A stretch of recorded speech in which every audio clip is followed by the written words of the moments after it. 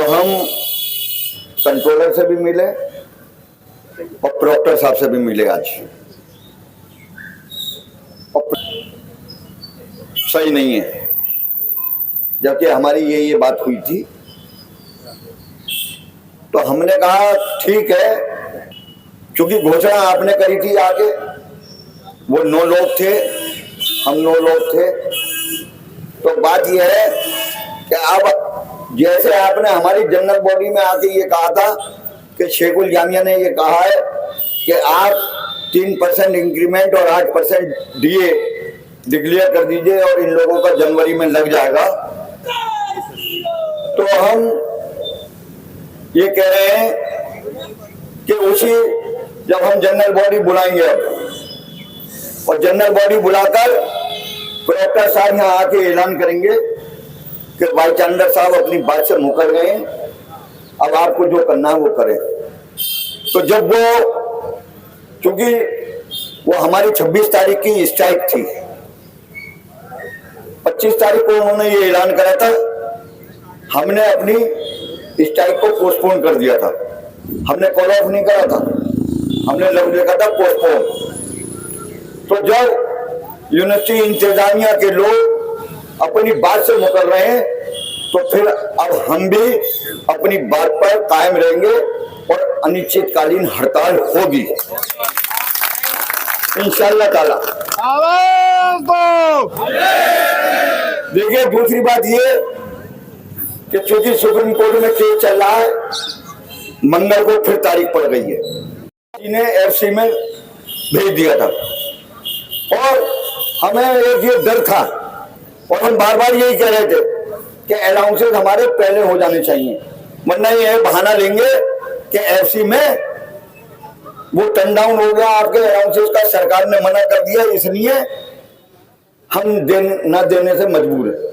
लेकिन साथियों, एक बात समझो, आपने सवाल क्या करा, मेरा यही कहना है कि आपने कहा कि OH-31, तो OH-31 में सवाल ये होना चाहिए था कि हमने जो टेम्परेरी एम्प्लॉय हैं उनको OH-31 से सैलरी दे सकते हैं या नहीं। आपने सवाल ये नहीं करा, आपने सवाल करा कि हम अलाउंसेस दे सकते हैं या नहीं। तो जब आप ये कहोगे कि OH-31 में अलाउंसेस दे सकते हैं नहीं, तो सरकार मना करेगी, क्योंकि इसलिए मना करेगी कि OH-31 में सैलरी ही नहीं है, और जब सैलरी नहीं है तो अलाउंसेस भी नहीं है। तो आप जो सवाल ही उल्टा कर रहे हो तो फिर जवाब भी उल्टा ही आएगा। मैं कहता हूं ना बार बार कि ये जानते भी नहीं और मानते भी नहीं। लेकिन साथियों, अब आप लगा लो, एफसी की मिनट आज धक्के खा रही है, कभी फाइनेंस ऑफिसर की टेबल पर, कभी वाइस चांसलर की टेबल पर और कभी रजिस्ट्रार की टेबल पर। मेरी एक बात समझ में नहीं आती, जब फाइनेंस कमेटी के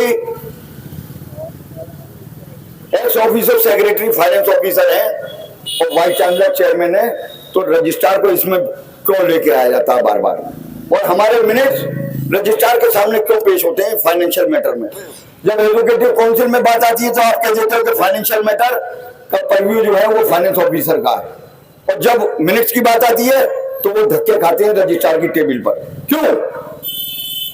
मैंने पहले भी कहा और अब भी कह रहा हूं कि अगर सबको सर्वे सर्वा आपने रजिस्ट्रार मान लिया है, तो फिर सारी गद्दियां छोड़ के रजिस्ट्रार को सुपर वाइस चांसलर बना दो। क्या जरूरत है फिर एफओ की, और क्या जरूरत है कंट्रोलर की, और क्या जरूरत है वाइस चांसलर की। लेकिन साथियों देखो, वक्त बुरा है, मैं फिर कह रहा हूं कि वक्त बहुत बुरा है और हालात अच्छे नहीं है, लेकिन कमेटी जद्दोजहद कर रही है और करती रहेगी इंशाअल्लाह ताला।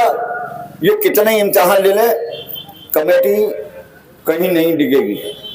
देखिए, एक मैटर था अभी कि हमारे कुछ जकी साहब का और हमारा एक लेटर व्हाट्सएप पे धक्के खा रहा है, उसके बारे में भी बता दूं, हमने FIR कर दी है उसमें, और जो मेन जिसने वो लेटर बनाया और जिसने हमारे साइन करे फर्जी, इंशाअल्लाह ताला वो भी जेल की हवा खाएगा बिल्कुल। चाहे वो अमुता के सेक्रेटरी हो, चाहे मुराद साहब हो, चाहे मैं हूं और या जकी साहब हो और या अब्दुल बारी साहब हो, हमने FIR कर दी है और IT सेल में वो चली गई है। हमने पूरे डॉक्यूमेंट्री एविडेंस, देखो, एक हमारे लेटर से हम पे कोई चिंता नहीं, बिल्कुल, हमने तो कहा था कि या तो रेल में या जेल में, हमें कोई टेंशन नहीं है। लेकिन एक बात सुन लेना, जो फर्जी बातें करेगा और जो अपने इंस्टाग्राम पे और फेसबुक पे उल्टे सीधा लिखेगा, तो ये बता रहा हूं कि हमारी तो जाएगी जाएगी, साथ में तुम्हारी भी जाएगी। और इंशाअल्लाह ताला एक हफ्ते में रिजल्ट भी देख लोगे। अगर यही आदमी माफी न मांगता हुआ आपको फेसबुक और व्हाट्सएप पे दिखाई दे, तो जो चाहे वो हम हार जाएंगे।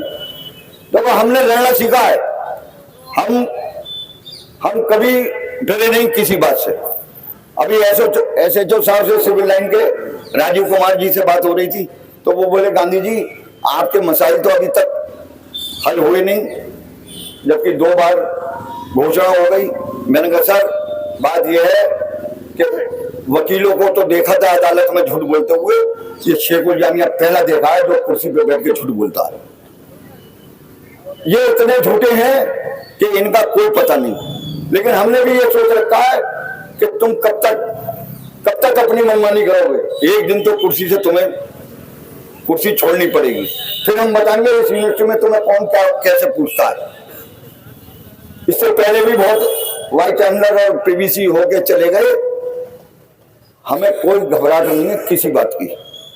लेकिन साथियों, अब वक्त आ गया आपके इम्तिहान का। मैं सही बता रहा हूं, अब कल 90 दिन हो जाएंगे, आज 89वां दिन है। लेकिन एक बात बता दे रहा हूं मैं कि ये जो हमारी कॉल होगी, ये आखिरी कॉल होगी, या तो आर या पार। अब हमने कंट्रोलर से भी कह दिया और डॉक्टर से भी कह दिया है कि हम किसी की बात में नहीं आएंगे। हमने आपको बड़ा माना था, आपकी बात पे यकीन करा था, लेकिन अब हम आपकी किसी बात पे यकीन नहीं करेंगे। अब तो आर पार की लड़ाई होगी, अनिश्चितकालीन हड़ताल होगी। मरीज का क्या होगा उसके जिम्मेदार तुम होगे। इंशाअल्लाह ताला वो दिन दूर नहीं है कि इस मंच से हम अनिश्चितकालीन की घोषणा करेंगे। दूसरी बात, एक पहले जनरल बॉडी बुलाएंगे हम, क्योंकि 30 तारीख को माइनॉरिटी का करेक्टर का केस लगा हुआ है।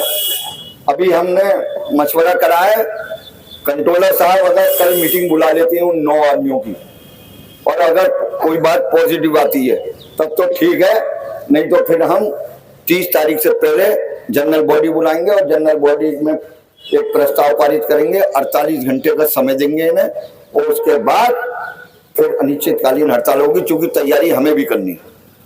नहीं, हमें भी तैयारी करनी है। 48 घंटे का नोटिस देके और अनिश्चितकालीन हड़ताल होगी। और मैं सब नॉन टीचिंग की जनरल बॉडी से, चाहे वो परमानेंट हो, टेम्परेरी हो या डेली वेज हो, देखो डेली वेज ज्यादा खुश ना हो, बता रहा हूं मैं। कभी ये सोचो कि भैया एफसी से हो गया है, अभी कुछ नहीं हुआ है। जब तक तुम्हारे हाथ में कुछ ना आ जाए, जब तक ये समझो कि अभी सब बात हवा में चल रही है। लेकिन जो स्ट्राइक होगी वो बिल्कुल टूल डाउन पेन डाउन होगी, कोई काम नहीं होगा।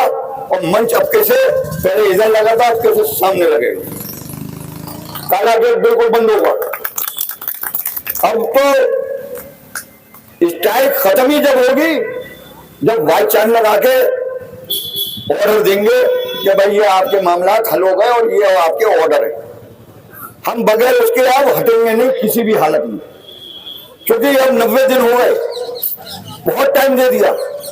देखो, चाहे चार्जशीट का मामला हो आईपीसी में, अगर 90 दिन आईओ चार्जशीट दाखिल नहीं करता कोर्ट में, तो 91 दिन उसकी बेल हो जाती है ऑटोमेटिक। फिर उसे किसी की जरूरत नहीं है, लोअर कोर्ट से बेल हो जाती है। क्रिमिनल प्रोसीडिंग में यही है। ये 3 तलाक में है कि एक महीने का वक्फे के बाद 3 तलाक हो गई, यानी 90 दिन में तुम्हारी तलाक भी कंप्लीट हो गई। तो अब 90 दिन कल पूरे हो जाएंगे और कल ही हम इंशाअल्लाह ताला जनरल बॉडी की डेट डिक्लेयर कर देंगे, और उसके बाद स्ट्राइक की डेट भी डिक्लेयर कर देंगे जनरल बॉडी के बाद। ईसी की डेट, क्योंकि 30 तारीख को एडमिशन कमेटी है। जैसे बातें छन के आ रही है कि आपकी ईसी या तो हमने आज कंट्रोलर साहब से भी कहा कि आपकी एकेडमिक काउंसिल की वजह से हमारी ईसी नहीं हो रही। वसीम बाबू से भी हमारी बात हुई, उन्होंने कहा कि 30 तारीख को वो है, मैंने फैसल वारिस साहब को इंस्ट्रक्शन दे दिए एकेडमिक काउंसिल के एजेंडे के लिए, क्योंकि आरिफुद्दीन साहब माइनॉरिटी करेक्टर के केस में लगे हुए हैं, तो फैसल वारिस साहब एजेंडा बना रहे हैं। 2 या 3 तारीख में हम एकेडमिक काउंसिल की रिकमेंडेशन करेंगे कि 2 या 3 तारीख में एकेडमिक काउंसिल हो जाए और उसके बाद एजुकेटिव काउंसिल। तो मुझे यहाँ तक उम्मीद है कि 6 तारीख को जो है वो आपकी एजुकेटिव काउंसिल की मीटिंग हो जाएगी।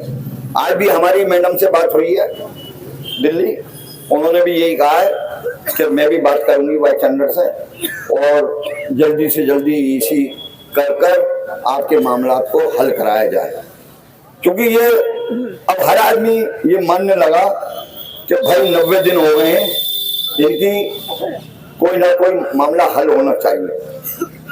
तो इंशाअल्लाह ताला अब आर पार की लड़ाई का टाइम आ गया है। और देखो, अगर इसमें जरा से भी कमजोर हो गए तो समझ लो अपने एजेंडे को तुम लूज करोगे, चाहे वो डेली वेजर हो चाहे वो टेम्परेरी हो। परमानेंट के लिए इसलिए कहूंगा कि जब छोटे भाई को तकलीफ होती है तो बड़ा भाई मेडिकल लेके जाता है, उसे बाद में आता है पड़ोसी। तो ये बड़े भाइयों की भी जिम्मेदारी है कि जब छोटे भाइयों पर वक्त पड़ा है तो वो उनका पूरा साथ दें, और अब तक दिया है साथ और इंशाल्लाह आगे भी साथ देंगे। तो इसलिए परमानेंट की फिक्र मत करो, इंशाल्लाह परमानेंट सब तुम्हारे साथ है, पहले भी थे अब भी हैं और आगे भी रहेंगे। लेकिन जो पीड़ित हैं, देखो 4000 पीड़ित हैं, 4000 पीड़ित हैं और तकरीबन 3500 परमानेंट है, ये मिला के 7500 आदमी होते हैं। इंशाअल्लाह ताला अब की जो हड़ताल होगी तो उसमें 7000 आदमी यहाँ दिखाई देगा इंशाअल्लाह, और वो इंडेफिनिट होगी, सुबह से लेके वो कंटिन्यू चलेगी, कोई रात कोई दिन नहीं। इंशाअल्लाह ताला लकड़ी का इंतजाम बहुत है, तंबू लगवाएंगे और कंटिन्यू चलेगी स्ट्राइक, टेंट सामने लगेगा, और जो ज्यादा लोग होंगे तो इंशाल्लाह वो टीन की चादरें पड़ी हैं मस्जिद में, वहां जाके लेट जाना, लेकिन कंटिन्यू चलेगी स्ट्राइक। क्योंकि बिल्कुल मैं आज इस मंच के माध्यम से अभी से बता दे रहा हूं कि फरवरी के पहले हफ्ते में स्ट्राइक होगी।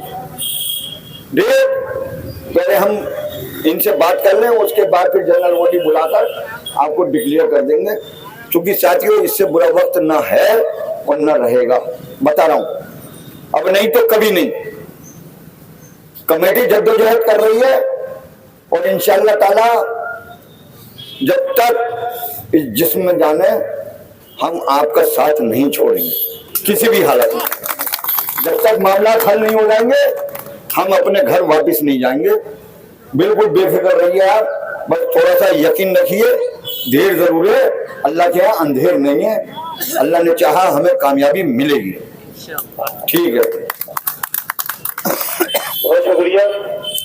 सभी लोगों के समझ में आई गया होगा फैसल इस्लामी साहब की बातें, मेरे तो कम से कम आई गई है। आइए आज आपके बीच में 5000 रुपए